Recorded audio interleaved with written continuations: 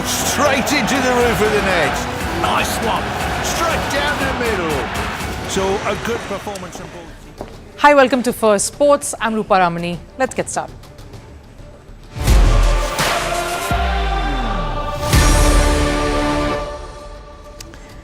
On the show today, lots of news coming out of the Olympics. In our special coverage, of course, Mission Paris. The opening ceremony was meant to wow everyone, be a first of its kind event.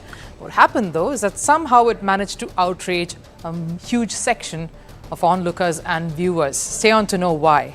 This is not the only controversy erupting at the Games. Canada is gripped with a massive spying scandal. FIFA has banned the football coach, but does the rot run deeper? And is the Tokyo gold now under threat? And Manu Bhaker is the flavor of the week. What has been the reason to the Indian shooter's historic bronze at the Olympics? I'll give you three reasons: Usain Bolt, Bhagavad Gita and Jaspal Rana. Stay on to know more about that, but first, headlines from the world of sports.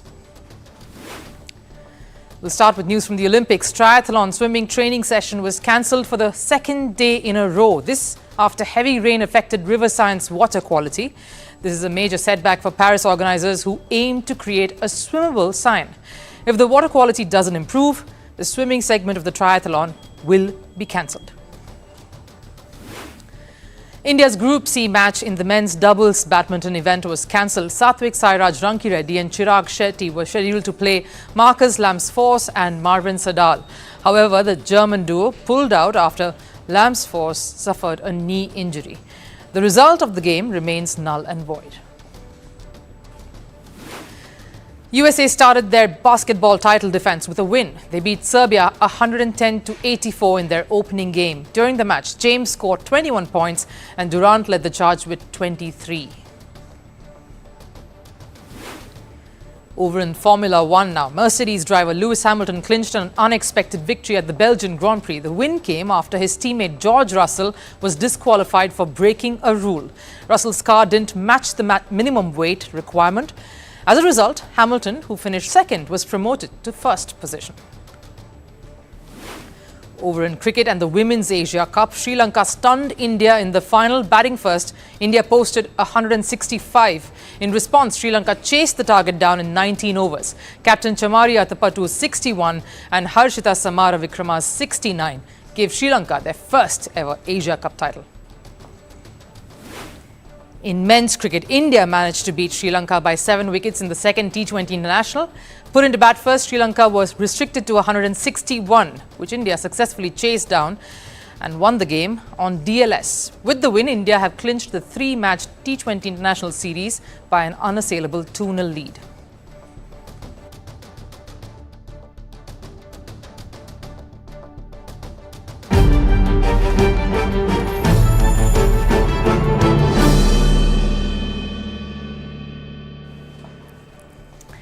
Right, it's impossible to carry off an event of epic proportions without displeasing someone. But it also takes quite a bit of carelessness to rub a massive group of people the wrong way.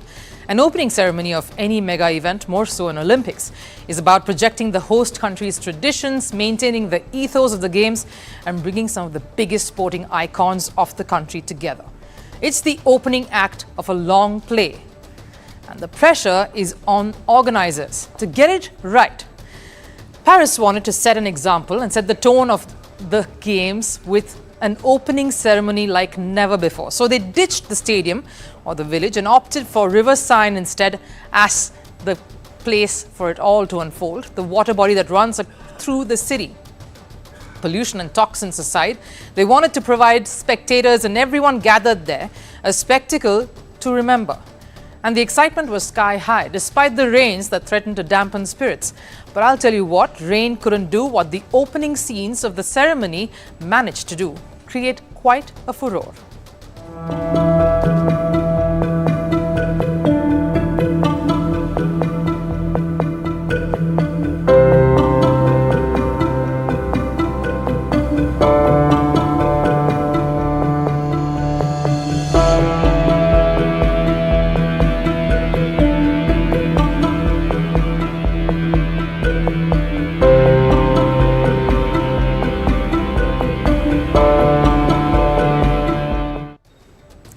What you saw there was, let's call it a rendition of the famous Last Supper, as originally depicted by the famous artist Leonardo da Vinci.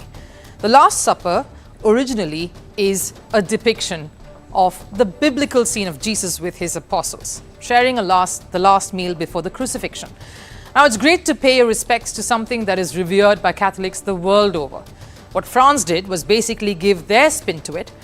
So what was supposed to be an adaptation turned into a bit of a parody for the purists. Why? Because the scenes had drag queens performing every character of the famous and religious Last Supper. The scene featured DJ and producer Barbara Bush, LGBTQA plus icon, flanked by drag artists and dancers on either side. And that sparked outrage across the world.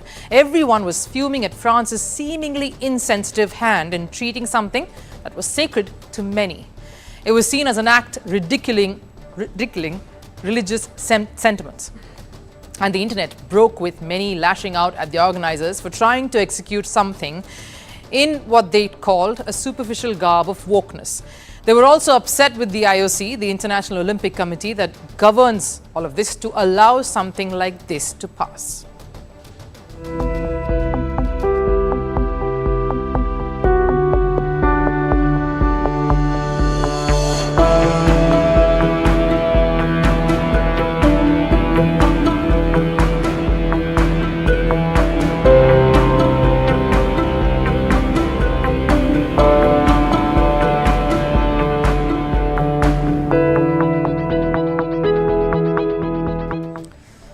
And it was not just common folk or some celebrities witnessing the ceremony who criticized this. Politicians the world over gave their own spin to this, calling this a shambolic representation on a global event. They blamed the organizers for abusing the Bible and making a mockery of an iconic scene. One of the many who condemned this was, of course, Russia's foreign minister spokesperson, Maria Zakharova.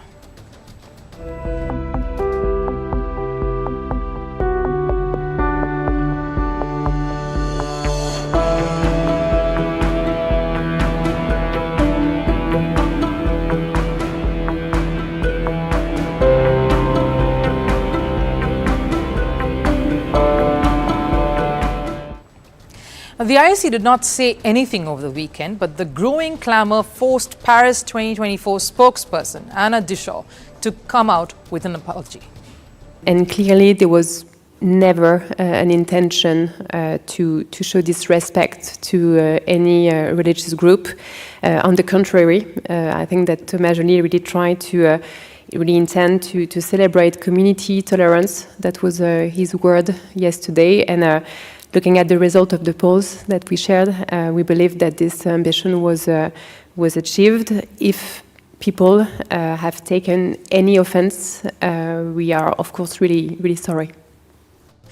And subsequently, that particular clip, that part of that ceremony was also pulled down afterwards. But that's not the only faux pas that Paris organizers ended up making. As the South Korean contingent made their rowing entrance along the river, they were mistakenly introduced as North Korea.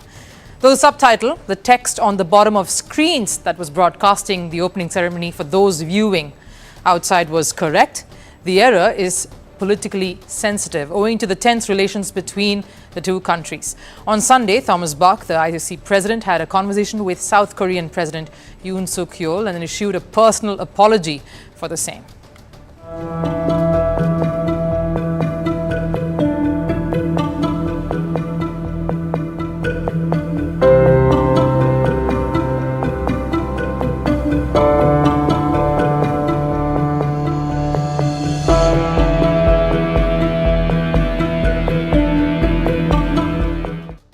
The IOC didn't stop here. They further made a statement in a press conference so that their remorse and apology was noted.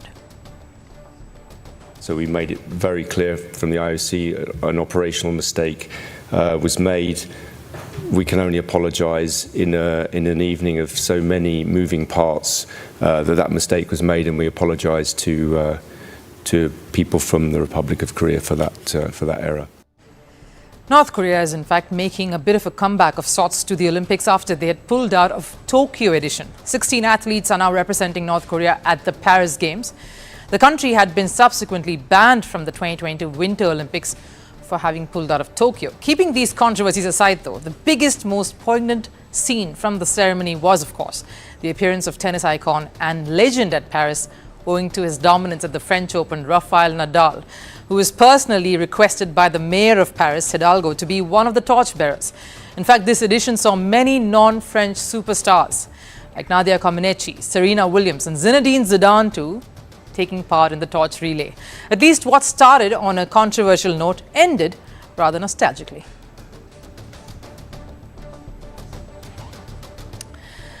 What do you need for attaining success in sports? Simone Biles would say dedication, the will to overcome all obstacles and the grace to woo the sporting world. Lionel Messi would say immense, irresistible talent. Cristiano Ronaldo would probably put it down to hunger to stay on top. But for Canada football team, the answer is none of the above. For them, it's cameras, drone cameras to be specific, to spy over their opponents. Something that has not just tarnished their Paris Olympics campaign, but has also raised question marks over their past records. When they clinched the Tokyo Olympics gold medal in particular, that's the biggest scandal coming out of Paris Games at the moment. If the security threats weren't enough, Canada has added more fuel to the fire with their spying scandal. Canadian women's football team used drones to peep into New Zealand's training session. This was before the two sides faced each other in their group encounter. There is a certain brazenness to this act. They actually went ahead to spy and do so in a manner that says, I don't think I'll be caught. But they pushed it too far this time, and I say this time because they seem to be repeat offenders. But hold on to that thought, I will come back to that in a bit. Initially, the blame was placed on the assistant coach and the technical staff. They did it, and we were not aware. Routine. The head coach, Beverly Priestman, was unaware of all this, supposedly. You know as well as I would, the cat's tail cannot wag without the cat's knowledge. The truth had to surface. Canada tried to damage control, first stating that Beverly would not be present for the first game against New Zealand. But within days, the matter gained momentum, enough for the Canadian authorities to pull the plug, send the head coach home and remove her from the campaign. So the worst part, you think, is a team without a coach. No, there's more. Canada was docked 6 points, and the matter is grave enough, of course. Spying is no light charge. It can taint the whole country and every athlete associated with the nation, not just the sport. And that was all FIFA required to ban coach Beverly Priestman, the assistant coach and a member of the technical staff, for 1 whole year. I am absolutely heartbroken for the players, and I would like to apologize from the bottom of my heart for the impact this situation has had on all of them. As the leader of the team on the field, I want to take accountability. It of course didn't stop here. The admission, in fact, bringing in further penalties. The Canadian Football Association were fined $200,000 for their audacious attempt to spy. Canada women's football team's Paris campaign is definitely in a rut. But I come back to the reason for such an unabashed move. I said earlier that they were repeat offenders. Reports say Canada Olympic Committee believes strongly that Priestman has done this before, which means Canada's Tokyo Olympic gold is in danger. An achievement which is the biggest in Canada women's footballing history. And that is under threat. I'm made aware of the information that could tarnish that Olympic performance in Tokyo. It makes me ill. It makes me sick to my stomach to think that there could be something that calls it into question. The Canadian Olympic Committee is still investigating the matter, but if Canada is stripped of the Tokyo medal, it would erase what has been one of their biggest achievements, especially for all these players who've been involved in this sport. There is no place for cheaters in any sport. Any medal or any win wrongfully obtained needs to bear consequences. Canada is living one of the worst moments in its sporting history, not just footballing.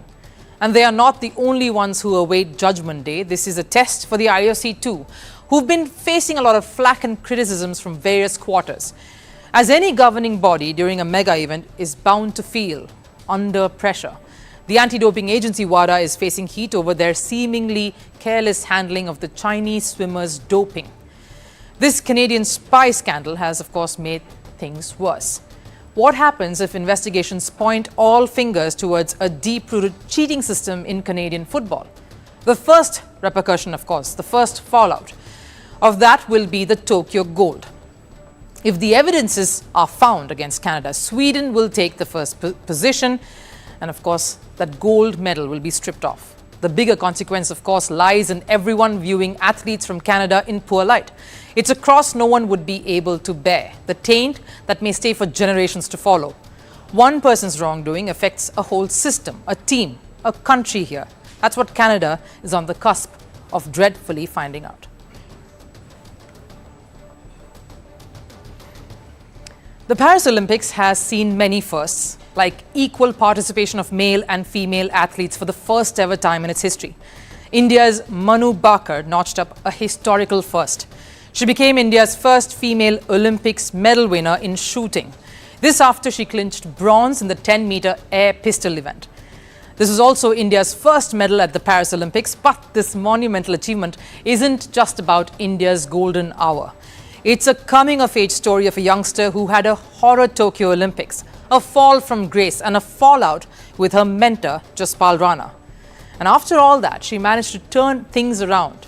All it took was the Bhagavad Gita, a religious scripture, Usain Bolt, the fastest man on earth, and her mentor, Jaspal Rana. The year was 2018 and the city was Gold Coast. 71 countries were competing at the Commonwealth Games. But among the 4,426 athletes, it was a 16-year-old Indian shooter who announced herself on the world stage. That shooter was young Manu Bhaker.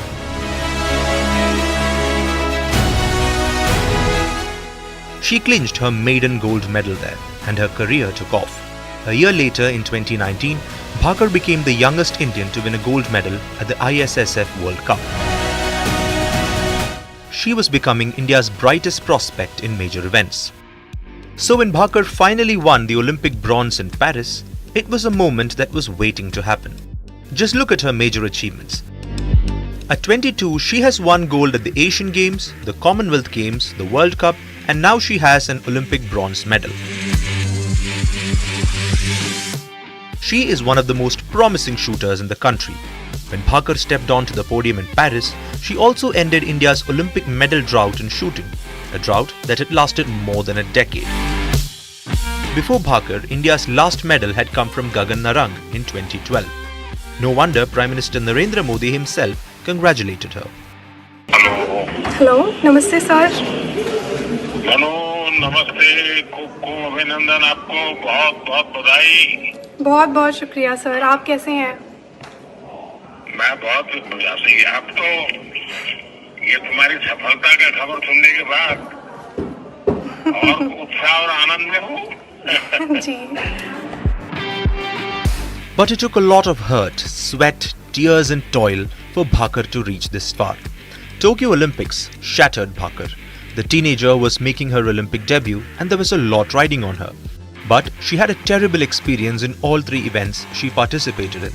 Due to her pistol malfunctioning, Bhaker failed to qualify and broke down. After the loss, she had a bitter fallout with her coach Jaspal Rana and the duo parted ways. Bhaker felt disconnected with the sport. She wanted to quit shooting and pursue studies abroad. 3 years after the fallout, one call from a reinvigorated Bhaker got them together again. Bhaker got to this place thanks to Usain Bolt. She read his book that spoke about the highs and lows of an athlete who had achieved the impossible and started thinking of doing this all over again. The hunger to win a medal came via Usain Bolt. I noticed some things are common for every athlete. I stay still, Usain Bolt deals in speed. Sports are different but journeys are the same. He talked about his nervousness before races, during a race and even after they are over. It was all very relatable. Her reunion with Rana was shaping her for a rebirth. His unique training methods and his chemistry with Bhaker was key to the young shooter finding her feet and her will again. It was Rana who also led her to sharpen her mind. She took to Bhagavad Gita, the scriptures, to find additional inspiration that she says has helped her along the way. I've become a lot more religious. I do believe a lot now that there is some energy somewhere which is guiding and protecting us. Honestly, I read a lot of Gita. So what was going through my mind is what you're meant to do. Bhaker drew inspiration, strength and grit from different unrelated sources to get to where she has today. Add to that Rana's quirky and unusual methods, and the mature and re-energized Bhaker was ready to strike it big. His working method is very different from the rest of the people. Usually he sets a goal, and if you score that much, then it's okay. If you do not score that much, then the points that were less in that score, let us say we decided to score 582 and I scored 578, so those 4 points amount to 40 euros and sometimes 400 euros depending on the situation and country. You have to donate that much. From almost quitting the sport to now being a nation's biggest hope, Bhaker has surely come a long way. A truly brilliant coming-of-age story that has given India the impetus it needs in this edition of the Olympics.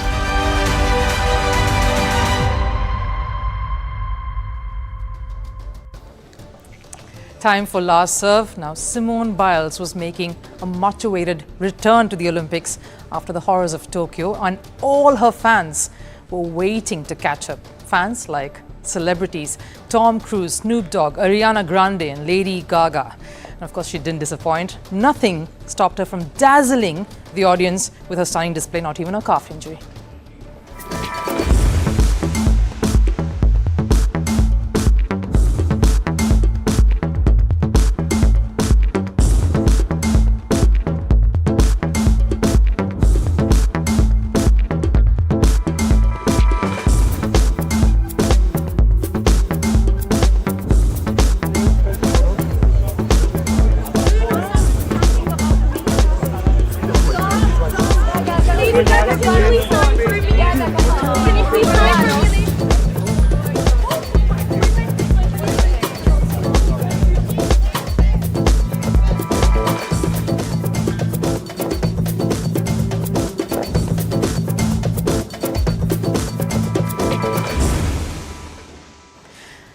Trust only a superstar like Simone Biles to attract other celebrities and stars in their own right. But that wraps it up here on Firstpost today. I'll catch you again tomorrow. Till then, take care. Bye-bye.